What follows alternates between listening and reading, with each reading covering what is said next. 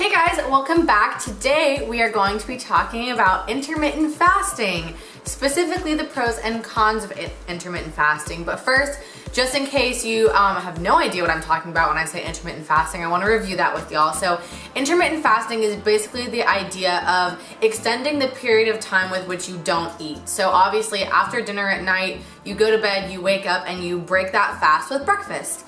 And intermittent fasting is basically just this principle that you wait a long time to eat your breakfast, and that helps to curb hunger and helps with weight loss and some other fun stuff. So the first pro that I do have with intermittent fasting is that it helps to curb hunger, which is really important, especially if you're trying to lose a couple pounds. You can get really hungry during the day and everything, especially when it's been like 5 hours since you've had breakfast and you're waiting on lunch desperately. It can help to curb your appetite a little bit and help you to eat a smaller amount at each meal. This goes right into our second pro, which is that it can help with weight loss. Since you're going to be eating in a smaller amount of time each day, that can help with weight loss because you're not going to be as hungry. You're going to eat in this smaller window, and once your body kind of gets used to that, you can manage to eat a caloric deficit instead of a caloric surplus, and that will obviously help you to lose some weight. Everyone say hi to Lily.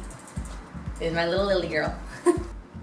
And the last pro that I have for intermittent fasting is that it can be manipulated to fit your schedule. So if you work out in the morning, you're probably gonna wanna get in a good breakfast before your workout or right after your workout. And if you're working out at 6 a.m., obviously you're not gonna be able to wait until 12 p.m. or 1 o'clock that day to start eating. So you can start your intermittent fasting the night before. Instead of having dinner at, say, 7 o'clock or 6 o'clock, you can have your last meal of the day at 3 o'clock or 4 o'clock, and you can use that as your beginning of your intermittent fasting window and then end it early in the morning before you or after you work out. Intermittent fasting is a fantastic tool, but there are a couple of cons that I want to go over as well so that you can really gauge whether intermittent fasting is the right tool for you and your weight loss journey. First, you may feel tired in the morning. When you get fuel into your body, obviously through food, or maybe for you just through coffee, it helps you to wake up and to get your day started right. I know that in the morning I can't function until I've eaten personally, and I have about an hour-long window after I wake up to eat before I literally start feeling nauseous from needing to eat.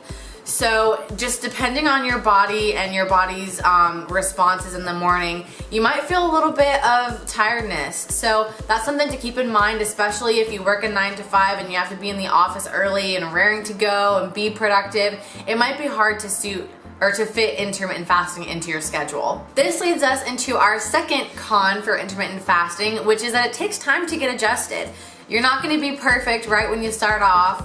It's gonna be hard a little bit because your body's not used to waking up and not eating. Most people wake up, say at 6 a.m., they eat by 6:30, and they had to work at 7 o'clock. And your body loves that routine. Once you start changing that routine, your body's like, what's going on? It doesn't completely adapt to it, but it will. Give it a couple weeks, stick it out, stick with it, you can do it, and after a couple weeks, your body will get used to your new schedule and it will adjust. Your body wants to maintain homeostasis, and it will do everything needed to make sure that you feel energized, feel awake, and aren't feeling nauseous, and you're ready to go for the day when you wake up.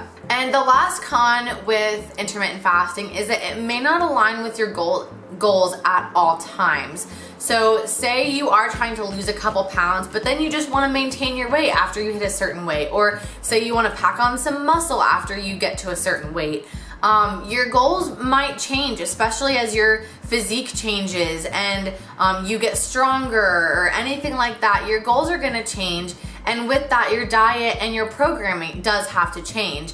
With intermittent fasting, it might be the case where you can't eat enough calories to maintain your weight or be in a caloric surplus within the smaller eating window. So you might have to do some adjusting there, which can be difficult once you've trained your body to use intermittent fasting and you're used to not eating until 1 p.m. that day, and then all of a sudden you are like, you need to eat by 10 a.m. or 11 a.m. in order to get in enough calories for the day.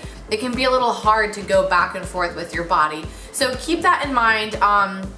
If intermittent fasting is a long-term tool for you, I say 100% go for it. And I think that it could be very useful for a lot of people. But if you think that intermittent fasting won't be a long-term tool for you, it might not be the best weight loss tool for you. So you might want to explore some other options.